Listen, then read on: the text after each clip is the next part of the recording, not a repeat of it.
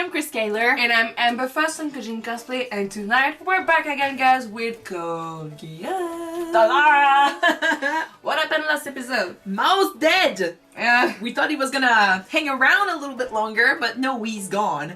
We learned of what happened, well, not what happened, but how we got to meet C2. There's a lot of guilt behind what happened here, because she gave him that ability, but it turned out to be more of a curse.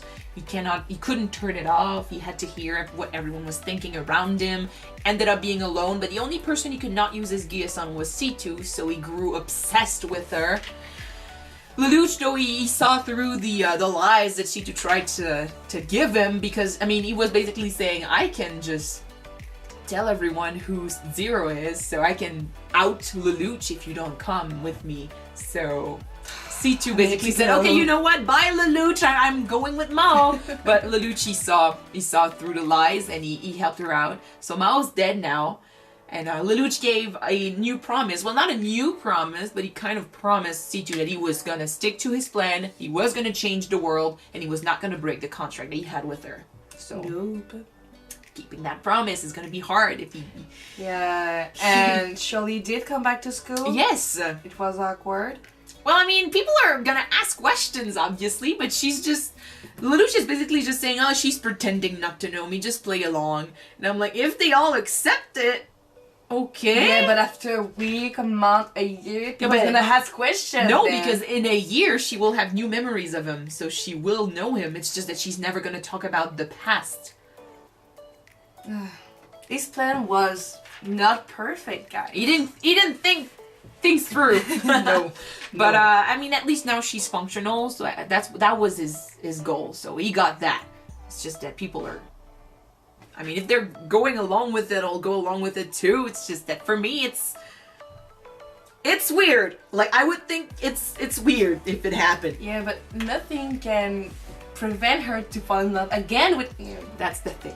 He's trying to stay away, but she could totally fall for him again. I mean, have you seen his cutie face? Huh? Alright, we're gonna jump into this episode and see where they go from here, because now that Mao's gone, like, let's see what the plan is. What's the next move for the Black Knights? Well, Violeta's still amnesiac. Yeah, but I Still mean, amnesia for what I know. let's see what happens.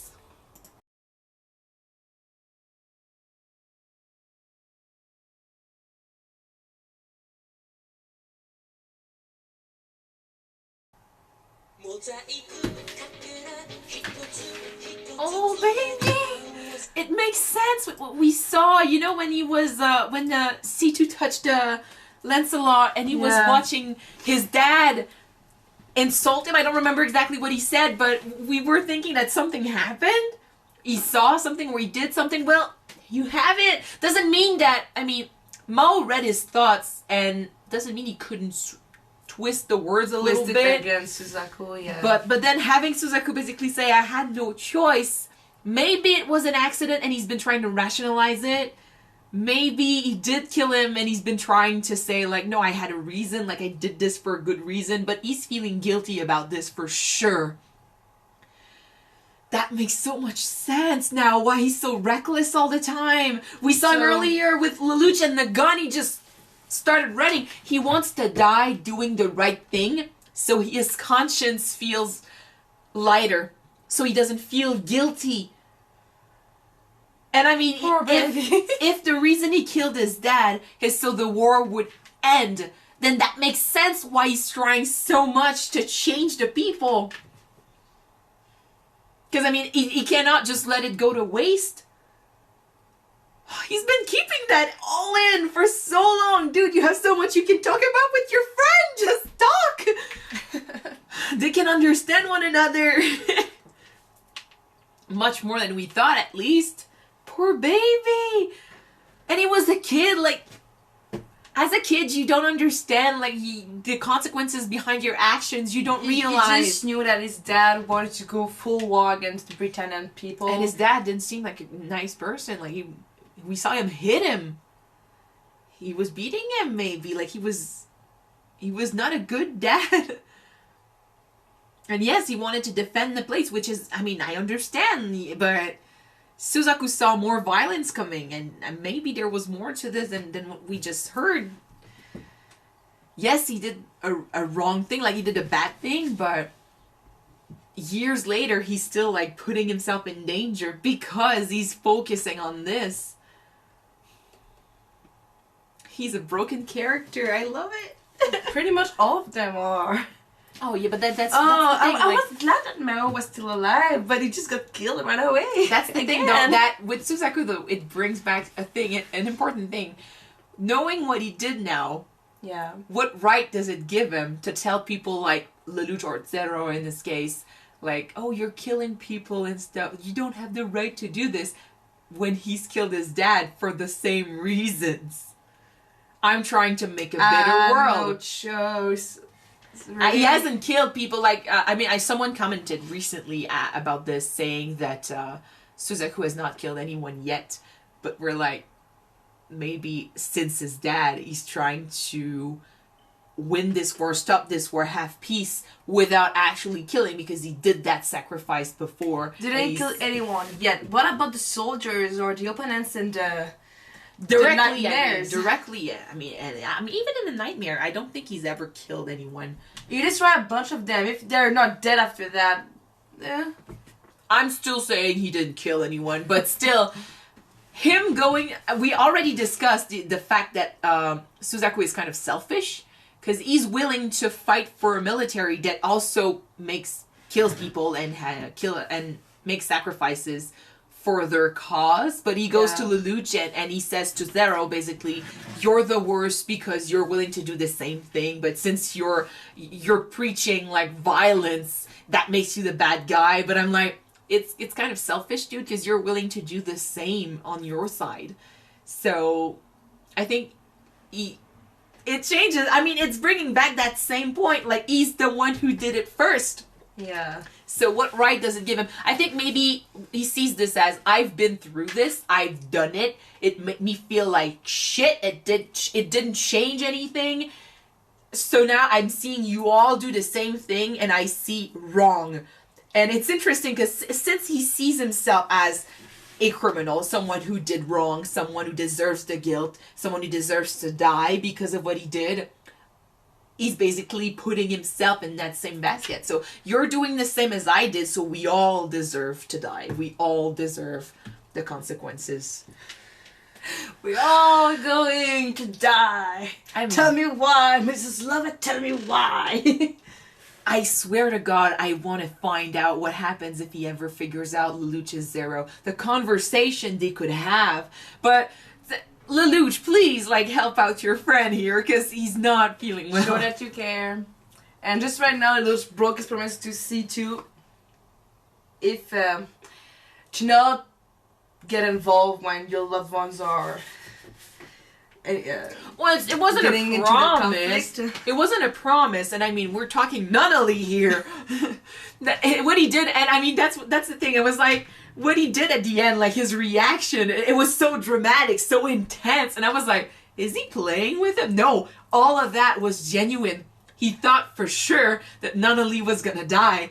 So, I mean, if we thought before that he didn't care, now for sure we know he does. And I mean, we did say last episode that he cares, it's just that he's good at hiding it. But with Nunnally, he's never really hid it.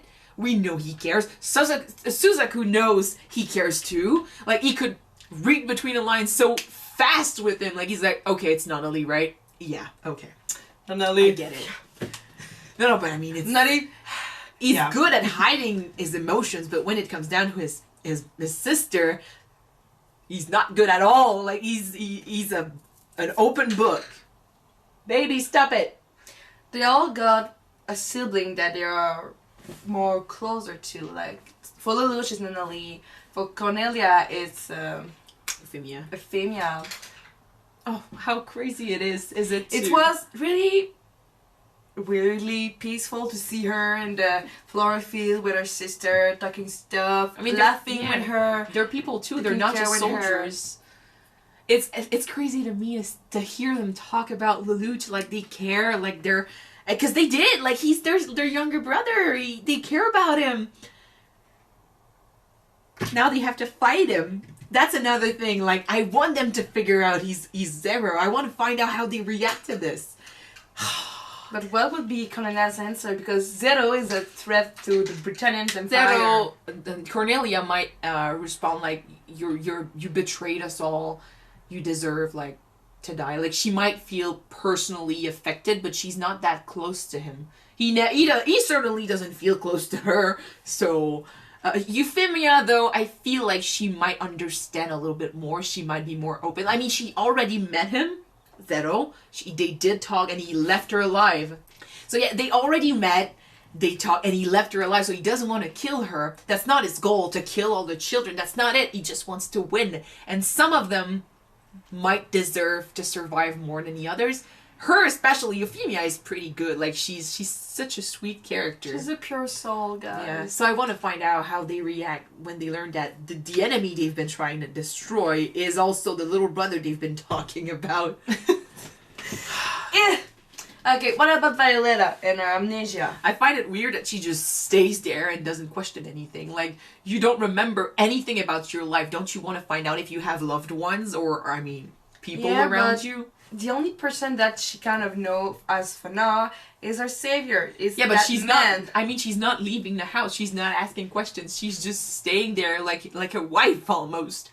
He's keeping an eye on her because he knows that as soon as she starts remembering stuff, she can tell him who is Zero. That's gonna be interesting. She's a ticking bomb. She's just like the bomb above Nunnally. Destroy the flow and bomb. Yeah, that's gonna be terrible. About that Suzaku's skill. Oh, he's good. He's good. But it brings like it turns the yes into when you figure out that he's been that good because he kind of wants to die. Like, he puts himself in danger because he wants to die. Poor kid. We need to figure out how he handles like the truth coming out. How Lelouch handles this. Can't believe it that Charlotte's suitor. Oh yeah, that's weird. That's weird. Oh, how is he, that guy? I mean, no one cares. In arranged marriages, like, usually people don't really care about how old the others are. Weird. Like, it's all for money and business arrangements. So. Yeah, and hierarchy. But still. I mean, he's a funny guy. That's what I mean. Go ahead if you want. But still. I want to find out how they handle what happened this episode. So, we're going to move on. Thank you guys so much for watching this episode with us. If you want to see the next one right away, it is already up on Patreon. The link is in the description. Yep, so if you want to watch it, you can just click and subscribe. And if not, wait another week for the next one to be up on YouTube, guys. So, see you in a week. Bye. Bye-bye.